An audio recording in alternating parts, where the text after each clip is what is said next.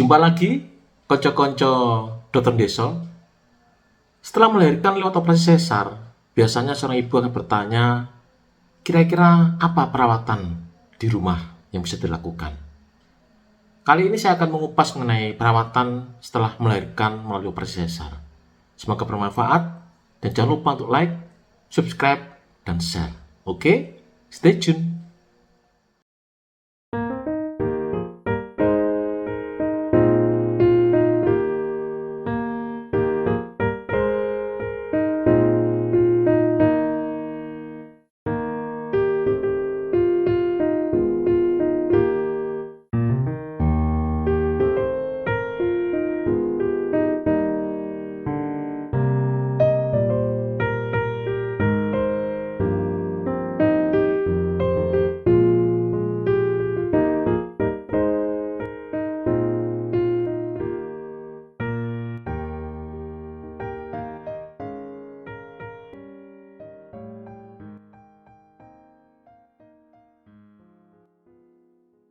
Sebelum dilakukan suatu operasi sesar yang terencana, biasanya pasien akan dipuasakan kira-kira 6 jam.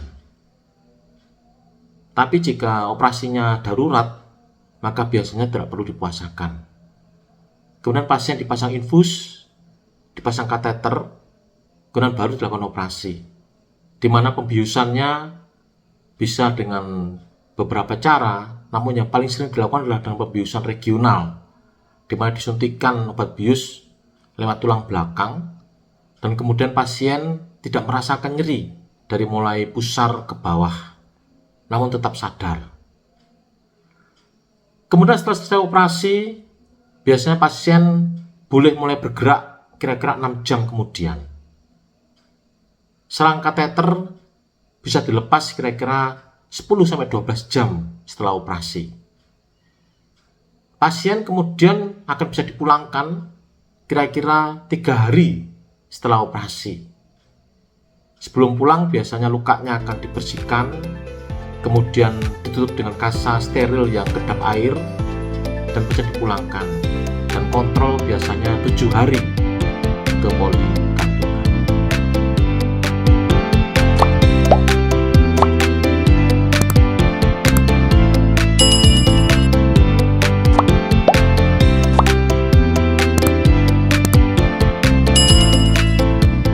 Terdapat beberapa hal yang sebaiknya ibu lakukan setelah pulang ke rumah sehabis operasi sesar.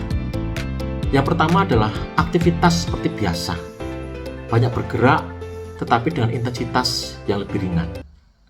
Seringkali seorang ibu setelah operasi sesar takut bergerak karena nyeri dan juga takut lukanya akan terbuka, akan timbul perdarahan pada lukanya karena banyak bergerak.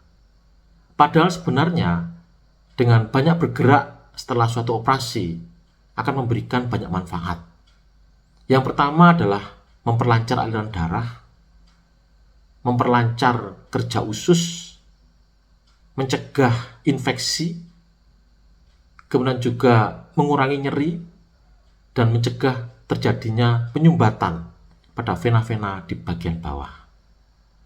Jika seorang ibu kurang bergerak atau takut bergerak setelah operasi, maka akan berisiko terjadinya infeksi luka operasi, nyeri yang tidak kunjung hilang, kemudian juga berisiko terjadinya tromboemboli atau penyumbatan pada vena-vena bagian bawah atau pada tungkai bawah, dan juga berisiko terjadinya sembelit. Kemudian juga hindari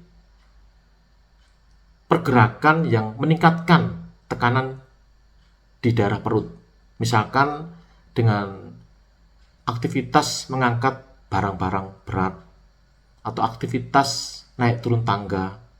Jadi usahakan setelah operasi sesar, barang-barang kebutuhan ibu ditaruh dekat-dekat sehingga tidak perlu naik turun tangga atau tidak perlu mengangkat-angkat barang dan sebagainya. Yang kedua adalah jangan pantang makan. Terkadang ada beberapa ibu yang setelah pulang ke rumah, setelah operasi sesar, kemudian pantang beberapa makanan. Dan seringkali Justru yang dipantang itu adalah makanan yang penting untuk kesembuhan luka. Makanan yang tinggi protein, misalkan telur, daging, ikan, dan sebagainya. Karena takut lukanya menjadi basah. Seorang ibu setelah operasi sesar sebaiknya banyak makan makanan yang bergizi dan terutama yang tinggi protein dengan tujuan agar luka cepat sembuh dan juga untuk meningkatkan produksi ASI. Yang ketiga adalah cukup waktu istirahat. Cukup waktu istirahat adalah sangat penting untuk pemulihan setelah melahirkan, baik itu melahirkan secara normal maupun melalui operasi. Ibu bisa mencuri-curi waktu ketika buah hati sedang tidur, kemudian cari posisi yang nyaman, biasanya posisi menyamping. Jika seorang ibu kurang istirahat, maka seringkali akan mengalami kelelahan, mudah stres, dan depresi. Di sini peran anggota keluarga yang lain sangat penting untuk mengurangi beban ibu, dan ibu bisa beristirahat. Yang keempat, tetap menyusui secara eksklusif. Jangan dicampur dengan susu botol. Terkadang setelah pulang ke rumah, seorang ibu karena banyak alasan kemudian akan mencampur ASI dengan susu botol. Bahkan terkadang ada juga yang kemudian menghentikan ASI dan hanya memakai susu botol saja untuk bayinya. Hal ini jelas sangat-sangat merugikan, baik bagi ibu maupun bagi bayi. Karena ASI memiliki banyak manfaat. Dan jika mencampur ASI dengan susu botol, maka ASI produksinya akan cepat menurun dan kemudian cepat berhenti. Menyusui akan merangsang keluarnya hormon oksitosin, di mana hormon ini akan menyebabkan rahim ukurannya akan cepat mengecil kembali ke ukuran semula sebelum hamil. Dan juga hal ini akan mencegah terjadinya perdarahan pasca salin. Kemudian juga ada banyak manfaat lain dari ASI yang sudah pernah kita bahas sebelumnya. Yang kelima adalah mengelola emosi dengan baik. Setelah melahirkan, apakah itu melahirkan secara normal ataupun melalui operasi, seorang ibu akan menghadapi situasi yang baru, hal yang baru, tanggung jawab yang baru, dan seringkali hal-hal ini bisa menimbulkan stres dan depresi pasca melahirkan.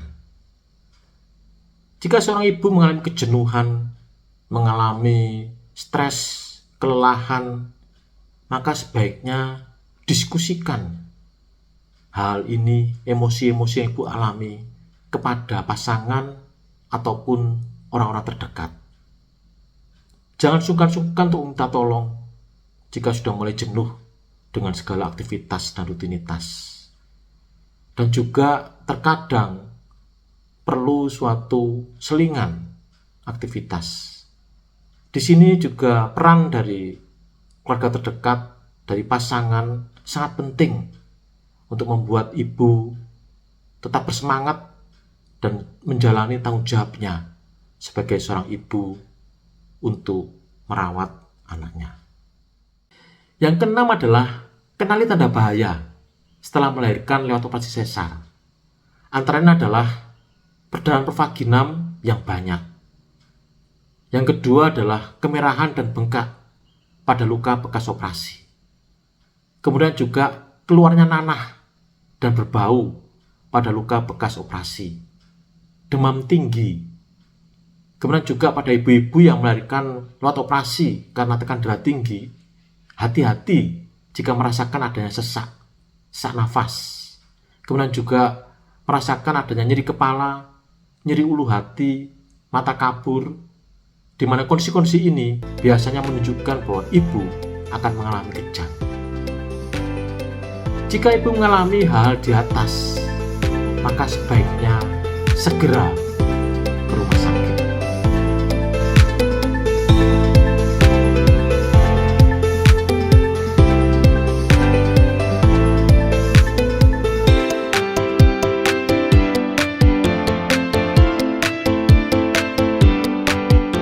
Demikian ulasan sederhana yang bisa saya berikan terkait dengan perawatan setelah melahirkan kartu operasi sesar. Semoga bermanfaat dan jangan lupa untuk like, subscribe, dan share. Oke, sampai jumpa di video berikutnya.